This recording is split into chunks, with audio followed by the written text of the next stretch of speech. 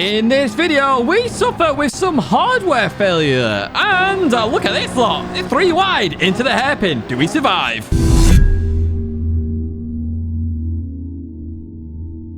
Hello everyone and welcome to another Gran Turismo video where I'm in the Mazda 3 and nobody else is in the Mazda 3. So if you haven't guessed by the thumbnail and the title, was I wrong? Was I wrong to pick this car for the weekly race guide? Now if you're not subscribed already, please do subscribe to the channel. We do investigations like this sometimes where I'll look whether I was wrong to say use the Mazda 3. Now, the reason I chose this car wasn't necessarily the speed over 1 lap. It wasn't because of that. And I did say that in the weekly race guide. It's because I could overtake other Group 4 cars much more easily in this car because in a straight line, this is the fastest thing since sliced bread.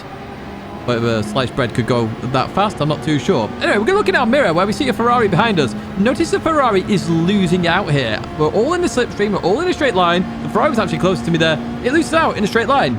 So in theory, if you get ahead of them... Oh, they sent it down the inside there. Oh, they tapped TCR Jerry there. Shout out to TCR, of course. But if you can get ahead of them in terms of this track, there's no way for them to overtake at all because you just fly past them. Here we go again. Look, fly past by them on the outside line. Going to head towards turn 1 here. Oh, hard on the brakes. And we are past there into P12. So... Chris did apologise for that as well. We saw that with a hazard. All good, all fine, all dandy. Let's catch up to the next car, which is the Alfa Romeo. Obviously, the position's going to change because people come in the pits. That's the one good part about this race, is you can pit when you like. Sometimes it can be strategic. Oh, it went into me again there. Oh, it didn't go into me. It went into Jerry, of course. Another TCR member, should I say. But we're behind the Alfa Romeo now in the Mazda 3. And look at the speed difference here. It's absolutely massive. And this is the reason why I chose this car. It really is. It's very easy to overtake. Now, I'm going to try all the other cars as well, just out of interest, whether it's easy to overtake on them or not. And you don't have to use this car. Maybe that's the case, and might not be that I was wrong, but there's a better choice, potentially. Who knows? We're going to go through this right-hander then, and we're going to go off, apparently, and go rally crossing. Not worthwhile doing in a front-wheel drive car, we'll say that much. Our fastest lap at the moment of 47.5 there. You can see that on the right side as we go into this right-hander. What we are going to do, though, is what we often do in a front-wheel drive car, which is understeer. So I decided to come in the pits on this lap 7, which I was a bit dubious about, but I decided to do it. But unfortunately, I come out the pits right in the thick of a battle here. Look at this lot. We've got a Ferrari goes past us there. We've got 2 Alfas behind us here. But can we get past this Ferrari really quick? That was why I chose this car. Overtake cars and then stay ahead of them through the corners and accelerate on the straights. That's my goal here. Well, the Ferrari actually exits that corner really well, to be honest with you. Really well. I've got some catching up to do here as we head towards the hairpin. Are we going to get there in time? It doesn't look like it then as we go on to the brakes then. And nope, we're not that close as we go into the hairpin. Then we touch the sausage as well. Don't do that. You can see what it does to the car. Continue out of that corner though, and what am I messing about with there? I'm not sure what I'm messing about with in terms of on my desk, but even so, we're behind Danny now. Danny goes defensive on the inside. We are catching up very quickly, that Ferrari. You can see that top end speed. This Group 4 car is crazy fast. Going through here though, we're just on the inside there, and Danny was looking to try and close it off. I was still there though, so we keep our nose in. Through we go then. Side by side action. Good stuff here with Danny as we go into the right hander. Side by side. I have to lift off a bit more there because of the understeer. The Ferrari keeps the position for now. Danny's doing a pretty good job here defending from this Mazda 3. It's not looking like a good choice in reality because I was hoping to fly by Danny. But we are catching up to Danny again very quickly indeed. We're going to look down the inside here. Hard on the brakes. Danny goes defensive. Danny's actually going to go... Oh, only a tiny bit deep actually. I tapped Danny there. Just back off a little bit. Let Danny go. And we'll continue on this fight. So, lap number 10 now. We're still in this fight with Danny. It's cost us a lot of time. But again, not really here to try and win the race. So it'd be nice. We're here to see whether the Mazda 3 was a worthwhile choice. Anyway, down the inside we go here. Ferrari versus Mazda 3. And there we go. Look at that. Clean on by. Nobody's worrying about that one. Going to be hard on the brakes. Already ahead of that Ferrari. And we are up into P12 then. Where that actually is, nobody knows because of the different strategies here. And I will say that is a good race for the strategies in terms of when you pick to get out of traffic, to skip the traffic and all that good stuff. The Ferrari look down the inside there. And the Ferrari is very good out of the sharp right-hander there. Turn number 2. But we get ahead and we start accelerating away then. Let's advance to lap number 19 then. All the pit stops are pretty much done and dusted apart from the top two, as we see Mick Crass up ahead. So Mick Crass pitting early, got ahead of me. That's something you can do versus the Mazda 3 potentially, because again, it's not the quickest car here, but it does have some pace there. We've done a 47.5, 47.6s. They are our average sort of lap time in this Mazda 3 without a setup. But anyone notice something here? Yep, my wheel has decided to disconnect and stop working. So I'm trying to solve this at this moment in time. I know exactly what's gone wrong here, and I'm going to talk about this in the review as well. But essentially, it's got a wheel clamp on the back where the shaft goes into the case. Literally, it sort of moves its way out and, yeah, disconnects the wheel, essentially, and that's what's happened there. So I jump on my pad here to try and get to the pits, so get out of the traffic, essentially, and to allow the race to finish, of course, and to hopefully save a replay. Now, I have submitted that bug to PD now. It's already submitted, video evidence and everything. So hopefully that fixes it for me and for everybody else in the future. Fingers crossed. But yes, with the wheel, there's essentially a clamp there. If it gets even a tiny bit loose, you can pull the wheel back. Obviously, I tend to pull the wheel towards me for some reason. Not sure why. And that's what's happened there. So we do have a wheel failure, but I don't see that the failure of that race. It did show we can overtake in the Mazda 3. However, it was much harder than I was expecting in the Mazda 3 versus Danny. Danny defended very well.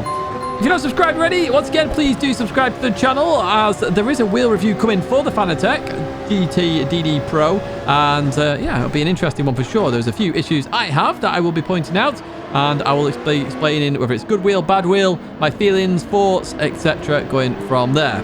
Right, we're in this race now. We're in a completely different car, in the Ferrari 458, so we shouldn't suffer that much understeer. It does have a little bit in this Ferrari as we continue on out. One thing to note, in all three cars, I'm using the standard suspension that comes with the car, but I am using +5 brake balance on all three cars. +5 brake balance. Now, you see, we've got a run on Red Bull gas here. Now, I was expecting this in the Ferrari, to be fair. As we go into here, do we get it stopped? Oh, there's a tiny tap, nothing major there between us two there. That's nothing at all. So we continue on out. Red Bull gas looking to try and get ahead. No, they go in the pits, actually, there in the Alfa Romeo. So the Ferrari, I knew, was quicker than the Alfa in a straight line, and just not as quick as the Mazda 3. So it's nice now to see whether this car is actually better, just because it doesn't understeer as much, and we can actually still overtake people. Let's see what happens then, because the Alfa does seem a strong car at the moment. We go towards the inside of the Austrian driver then, hard on the brakes, in towards the hairpin we go. We're on the inside once again, going to accelerate out here. Be careful that Ferrari understeer that it suffers from as we continue on out. And once again, the Alfa behind me goes in the pits. So we advance to lap 10. Yes, lap 10, ladies and gentlemen. Not much happened after that. And you can see we're in the 47.4s with this car. Now, the Mazda 3 can definitely get a 47.4, but that's its limit. But the Ferrari, I know, can go a bit quicker here. Looking on the inside of the Alfa Romeo there of Devil's Carriage, we didn't actually get a lot of slipstream advantage there as we go into this right-hander.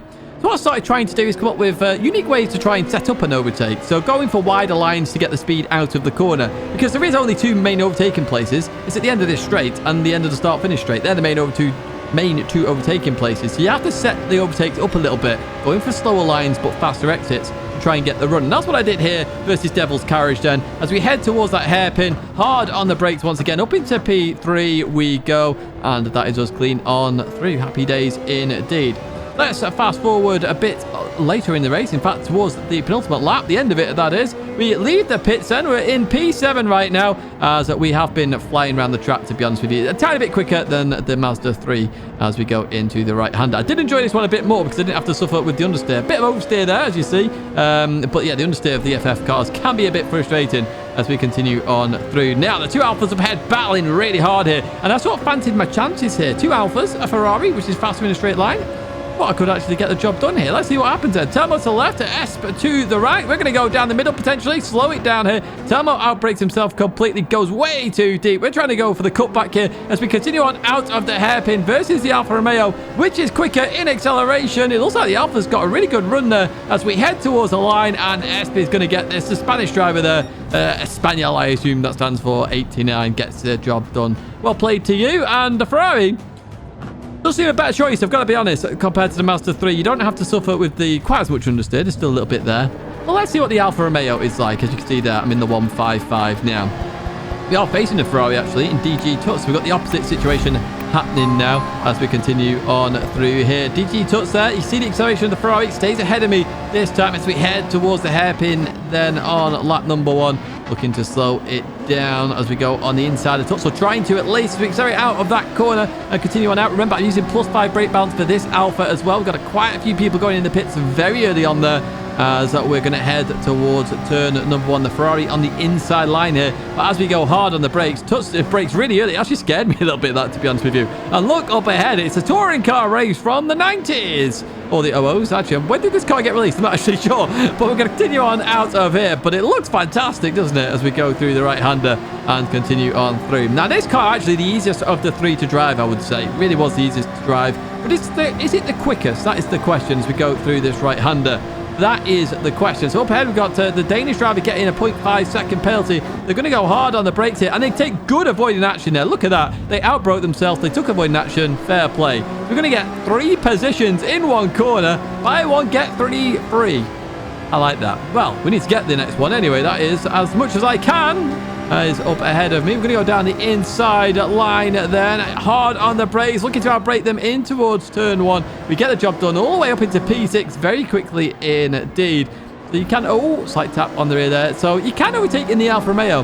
But I would say it's much harder to overtake in the Alfa. It really is. And in terms of a lap, qualifying lap, you may be better in the Alfa. But the Ferrari or the Mazda 3 may be better for the... Oh, hello. Someone sent it from far back. Oh, tap on the rear there. They do wait up for me though. Fair dues. You basically apologize there with that one. No worries at all. We continue racing. But yeah, getting back to what I was talking about here. The Mazda 3 and the Ferrari are probably better in the race because you can overtake more.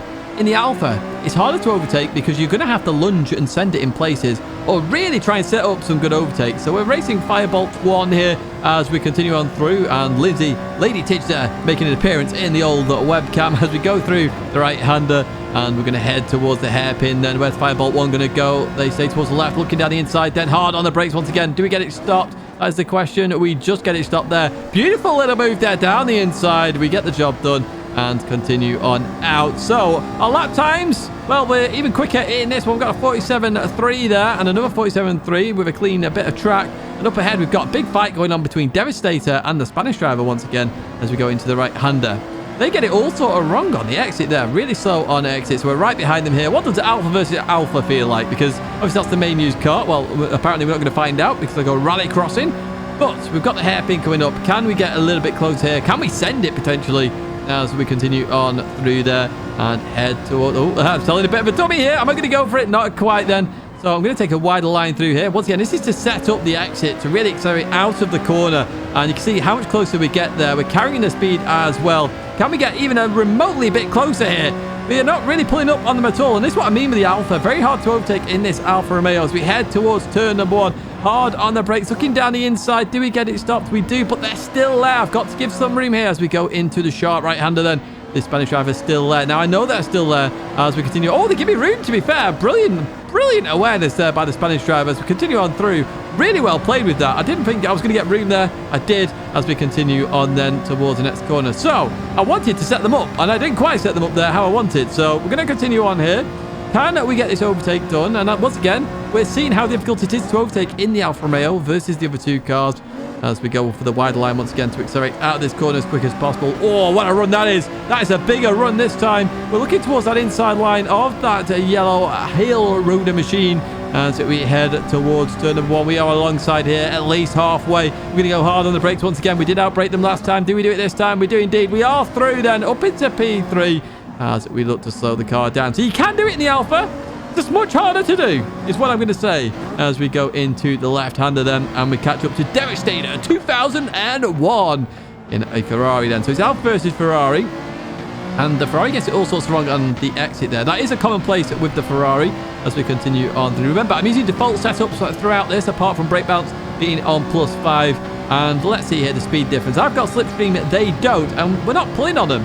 It's one of these where you have to send it, and I'm going to argue that the Ferrari is actually the best choice of car, even though we've got an even faster lap now, 47.2 there on the top right. Unless you're starting in P1, you're not going to be able to overtake in the Alfa. So we're going to look to sell a dummy here to Devastator. We look like we're going in, we pull out of it, Devastator goes in the pits. Can we get ahead of them then? I can't speak. Ahead of them then. There we go. We leave the pits then, and we are ahead of them. We've got Devastator behind, racing the Luke then in the Alfa Romeo, looking to slow it down. Going through here, we just get a slight tap on the rear again. Nothing major there. We continue on racing, no damage either, as we go into the right-hander. Going to continue on out of there. And what we will do is advance towards the end, because we do keep hold of P5 here as we cross the line. So, in verdict then, what I will say is the Alfa seems quicker.